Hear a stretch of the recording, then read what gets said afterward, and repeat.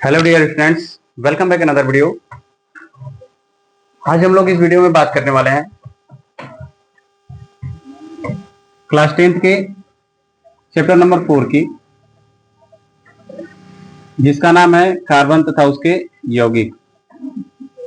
Carbon तथा उसके यौगिक।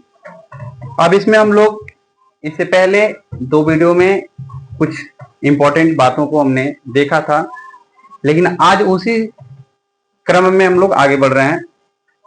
तो आज का सबसे पहले हम लोग का टॉपिक होने वाला है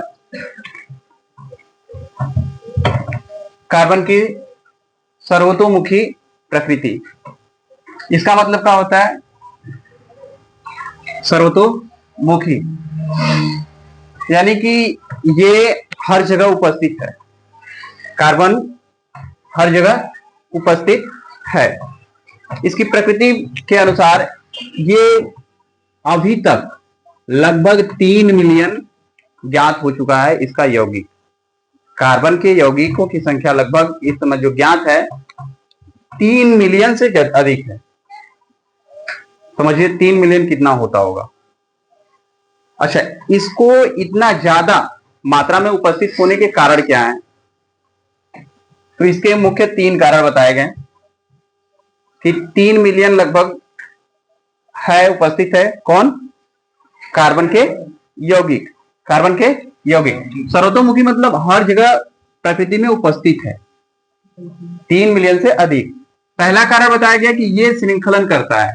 श्रृंखलन मतलब कि एक चैन बनाता है और चैन में जुड़ता जाता है। जैसे carbon carbon carbon carbon carbon आपस में खूब जुड़ जाएगा, इस तरीके से चैन बनाता जाएगा। आगे चैन को हम लोगों को पढ़ना है। तो ये श्रृंखलन करता है। श्रृंखलन मतलब चैन होता है इंग्लिश में। श्रृंखलन बनाने के कारण बहुत ज्यादा मात्रा में इसके यौगिक पाए जाते हैं। दूसरा जो कारण बताया गया, दूसरा देख रहे हैं कार्बन की चतुर्थ संयोजकता।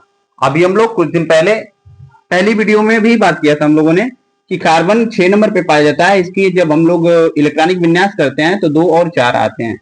तो यही चतुर्थ मतलब 4। इसकी 4 संयोजकता होने के कारण ये बहुत ज्यादा संख्या में पाया जाता है। कौन? कार्बन के यौगिक। चतुर्थ संयोजकता होने के कारण अधिक संख्या में इसके यौगिक पाए जाते हैं। अगला है बहुल बंध बनाने की प्रकृति। ये बहुत बंध बनाता है। सिंगल बॉन्ड भी बनाता है, डबल बॉन्ड भी बनाता है और ट्रिपल बॉन्ड भी बना लेता है। और मजेदार बात यह है कि कार्बन कार्बन के बीच में भी ये बंध बनाता है, खुद के बीच में भी बंध बना लेता है। इसकी अपेक्षा सल्फर है, सिलिकॉन है, ये सब इसी के श्रेणी में आते हैं, लेकिन वो लोग इतना नहीं बंध बनाते जितना कि ये बनाता है।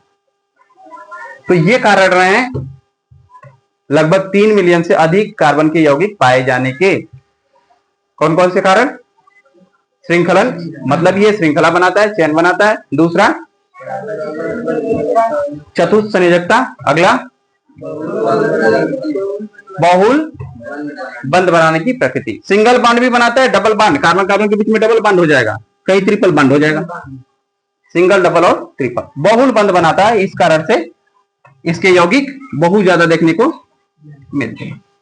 तो इतनी बातें समझ में आई कार्बन की सर्वतोमुखी प्रकृति। अब इसके आगे हम लोग चलते हैं। तो आगे हम लोग को मिल जाता है कार्बन यौगिक जैव शक्ति सिद्धांत। इसके अनुसार बर्जीलियस वैज्ञानिक थे। बर्जीलियस वैज्ञानिक ने कहा कि ये जो कार्बन के यौगिक हैं ये हम लोगों को जीवों से मिलते हैं। कहां से? जीवों से। मानव जाति हो जाए या फिर पौधे हो जाए, इन सबों से ही हमें क्या मिलता है? कार्बन के यौगिक मिलते हैं। कौन बताया? बर्जीलियस साहब ने बताया। इसीलिए उन्होंने कहा कार्बनिक यौगिक के निर्माण के लिए जैव शक्ति की उपस्थिति अनिवार्य है। यानी कि जब जीव है तो कार्बनिक यौगिक हमें बहुत ज्यादा मात्रा में मिलेगा, बर्जीलियस साहब ने बताया। तो इसी बात को उनके कह दिया गया जैव शक्ति सिद्धांत।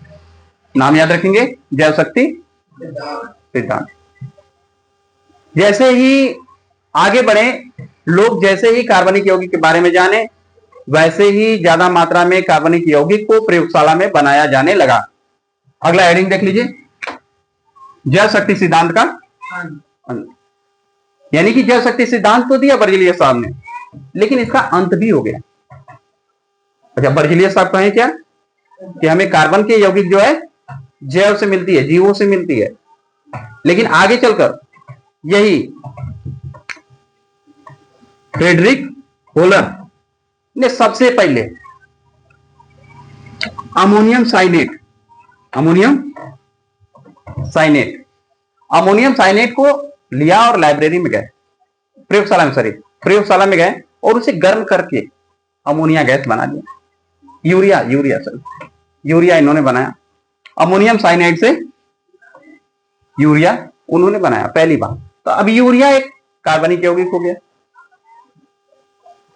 जल शक्ति कहता है कि हमें कार्बनिक यौगिक कहां से मिलते हैं? जीवों से मिलते हैं, लेकिन वही फ्रेडरिक होलर ने अमोनिया साइनाइड से यूरिया बना दिया। अब इनका देखा बहुत से वैज्ञानिक उत्सुक हो गए, उनके मन में भी बातें चली कि जब ये प्रयोगशाला में बना सकते तो हम क्यों नहीं बना सकते।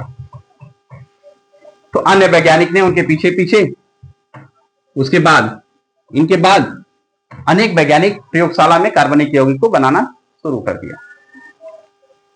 जब प्रयोगशाला में बनाने लगे तब इसी सिद्धांत का, किस सिद्धांत का? जैव शक्ति सिद्धांत का अंत हो गया। इतना समझ में आई बातें? पहला हम लोग देखें कार्बन की सर्वतोमुखी, फिर उसके बाद में हम लोगों ने देखा कार्बनिक यौगिक के जैव शक्ति सिद्धांत। अब इसका अंत भी हो गया। जैसे ही आगे बढ़ते हैं, आगे हम लोगों को पढ़ना है, अंत बता तो रहे हैं, प्रयोगशाला में बनाने लगे लोग। जब चीजें हमें पशुओं से मिलती थी, जानवरों से मिलती थी, मनुष्यों से मिलती थी, अब वही चीज को प्रयोगशाला में बनाया जाने लगा। जैसे कि अंडा, पहले अंडा हम लोगों को मुर्गियों से मिलता था, लेकिन आज के डेट में कैसे बन रहा है अंडा? इलेक्ट्रिक से। धीरे धीरे मुर्गियां घर की गायब हो गई, तो वहां पर बोल सकते हैं मुर्गियों का अंत। देसी मुर्गी बहुत कम देखने को मिल रही है। उसी तरह कार्बनिक यौगिक जीवों से में मिलता था, उसी पे आश्रित थे, लेकिन बाद में चलकर प्रयोगशाला में बनने लगा, जिसकी वजह से उस थ्योरी का अंत हो गया। आगे हम लोगों को पढ़ना है कार्बनिक रसायन। कार्बनिक रसायन होता क्या है? तो नाम से ही स्पष्ट है, कार्बनिक विज्ञान की वह शाखा जिसके अंतर्गत हाइड्रोकार्बन और हाइड्रोकार्बन के व्युत्पन्न का अध्ययन किया जाता है। विज्ञान की वह शाखा जिसके अंतर्गत हाइड्रोकार्बन तथा उसके व्युत्पन्नों का मतलब नीचे देखेंगे अध्ययन किया जाता है, उसे क्या कहते हैं? कार्बनिक। तो आप लोगों को कार्बनिक रसायन पढ़ना है, इसीलिए इसका डिफिनेशन बहुत जरूरी है। अब इसमें देखते हैं कि हाइड्रोकार्बन क्या होता है। वह यौगिक जिसमें केवल हाइड्रोजन और कार्बन देखने को मिलते हैं, वे यौगिक जिनमें कार्बन और हाइड्रोजन उपस्थित होते हैं, उन्हें कहते हैं हाइड्रोकार्बन यौगिक। ठीक है, जैसे में देख सकते हैं CH4 methane, C2H6, C2H4, C6H6, ये हैं हाइड्रोकार्बन के उदाहरण। अगला आते हैं हाइड्रोकार्बन के व्युत्पन्न। दो चीजें थी, पहला हाइड्रोकार्बन था, दूसरा हाइड्रोकार्बन के व्युत्पन्न। हाइड्रोकार्बन के व्युत्पन्न कौन होते हैं? तो वे यौगिक जिनमें हाइड्रोजन और कार्बन के अतिरिक्त ऑक्सीजन मिल जाएगा, नाइट्रोजन मिल जाएगा, सल्फर मिल जाएगा और फास्फोरस मिल जाएगा।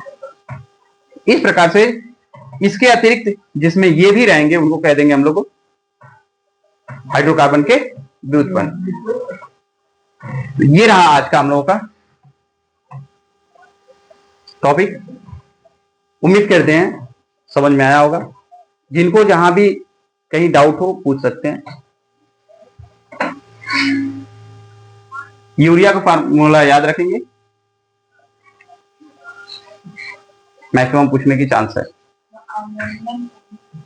अमोनियम साइनेट, ये रहा, इसी को प्रयोगशाला में लेकर गर्म करके उन्होंने यूरिया बनाया था। ये अकार्बनिक यौगिक है। अच्छा, अकार्बनिक यौगिक तो क्या बना दिए? कार्बनिक यौगिक बना। तो इस वीडियो में इतना ही रहने देते हैं। तो थैंक यू फॉर वॉचिंग।